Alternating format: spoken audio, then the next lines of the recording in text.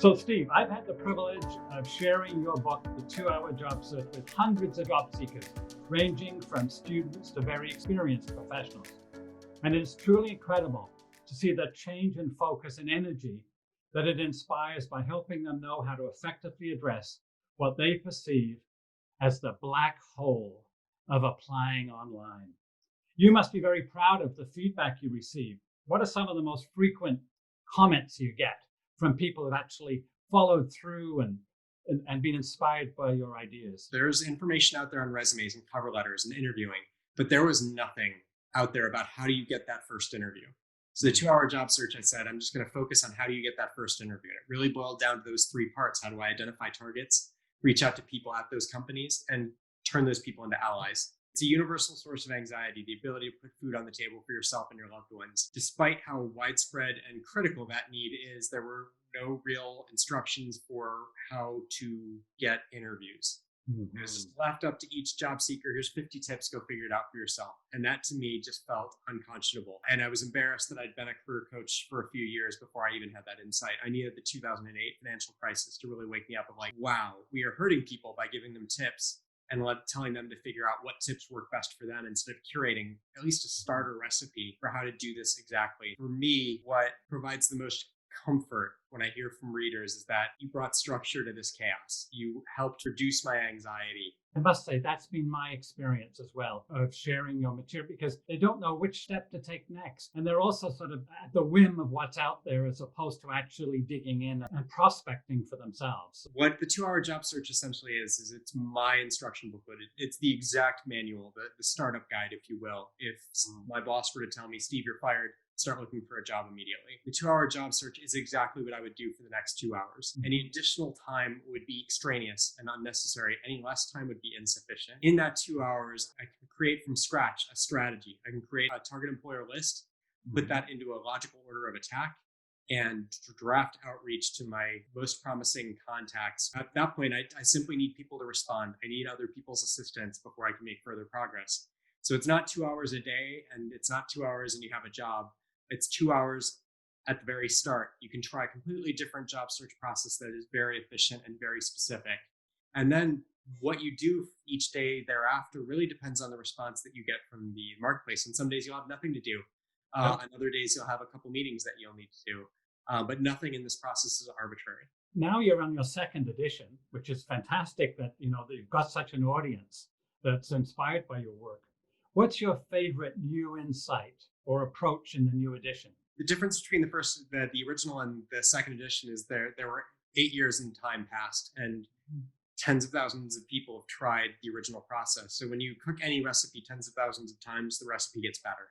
So I love that it's been crowdsourced with a bunch of ideas from a bunch of different users who tried it in a slightly different way, and all of their best practices they were kind enough to share with me. One of the biggest gaps that I noticed was the follow-up on the informational meeting. A lot of people would have the informational meeting and then not know how to transition from that informational meeting into an interview.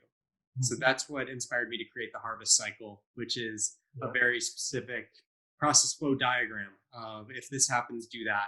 A very diagrammed process for how do you follow up on these informational meetings to maximize the chance that it leads to an interview, which is the ultimate goal. In this increasingly virtual world, are you finding any new considerations that a job seeker should pay more attention to? This quarantined experience has been the occasion for which we've reconnected with some old friends because leisure has been kind of limited. So people we haven't talked to in a while, we reached out and reconnected. That need for contact, to connect with others, to be heard, I think that's really a service that a job seeker can provide. And I think job seekers are always very self-conscious about imposing on others.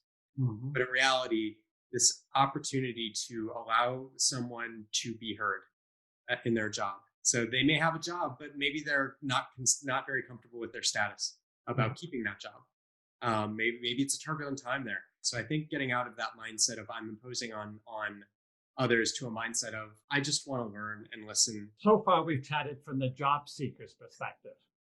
What advice do you have for employers if they want to really get the best talent for their enterprises? It's easy for employers to, and I think it's a very rational approach for them to simply put up job postings and screen them for people who have done this job before, but somewhere else, ideally one of their competitors. That's a rational approach and it makes a lot of sense. I think one thing that employers don't realize that they do is when they write job postings, they tend to put a wish list of items, not realizing that that wish list of items that aren't really necessary for that job will make every job seeker who reads that job posting feel self-conscious and insufficient. I know why not ask for everything if you can as an employer?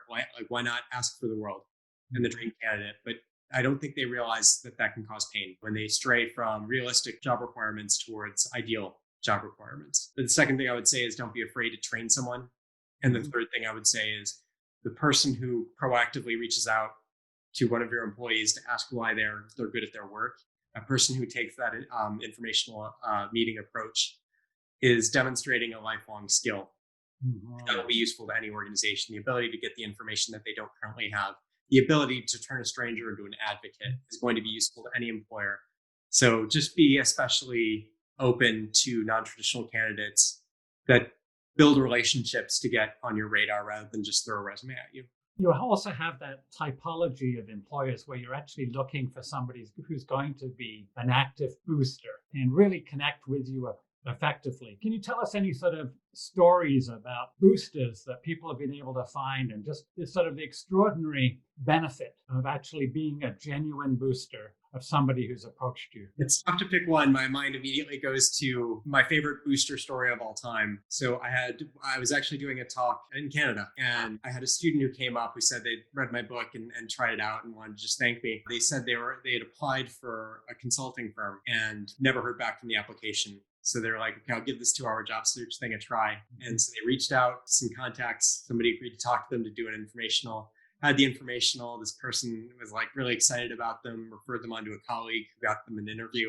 They passed the first round interview, passed the second round interview, got the offer. And the day after they got the offer by phone, they got the automated email from the online job posting saying it was an incredibly competitive year and we're unfortunately unable to offer you an interview. Mm-hmm. So he was 2 different candidates in the company's eyes. That's a great story. Thank you very much for sharing. You mentioned that you've been working on your next book. Can you whet our appetites a little bit about what themes are you exploring now? The second book is called The Job Closer. So The Job Closer is a collection of efficiency-minded frameworks for all the other parts of the job search that I purposely excluded from the first book. Mm-hmm. It's going to tell you how to get a resume done effectively and quickly.